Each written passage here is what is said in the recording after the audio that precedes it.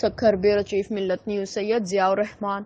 Corona vaccination نہ کروانے والے افراد کے خلاف محکمہ پولیس کے بعد محکمہ ٹرانسپورٹ بھی حرکت میں آ گیا۔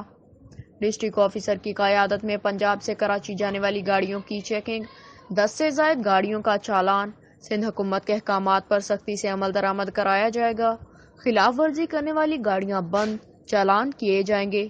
RTO سکھر فیاض کی میڈیا سے گفتگو۔ تفصیلات کے مطابق کورونا ویکسینیشن نہ کرانے والے افراد کے خلاف سندھ حکومت کے جاری انتہائی سخت احکامات پر محکمہ پولیس کے بعد محکمہ ٹرانسپورٹ بھی حرکت میں آ گیا ہے۔ گزشتہ روز محکمہ ٹرانسپورٹ سکھر کے عملے نے ڈسٹرکٹ آفیسر فیاض منگی کی نگرانی میں سکھر کو قومی شاہراہ پر پنجاب سے کراچی جانے والی گاڑیوں کی چیکنگ کرتے ہوئے SOP سمیت کورونا ویکسین نہ کروانے والے ڈرائیور اور کلینر سمیت 10 سے زائد گاڑیوں کا چالان کیا۔ کارروائی کے حوالے سے RTO سکھر فیاض منگی نے میڈیا سے گفتگو کرتے ہوئے کہا کہ سندھ حکومت کے احکامات پر سختی سے عمل درآمد کرایا جائے گا، خلاف ورزی کرنے والی گاڑیاں بند اور چالان کی جائیں گی۔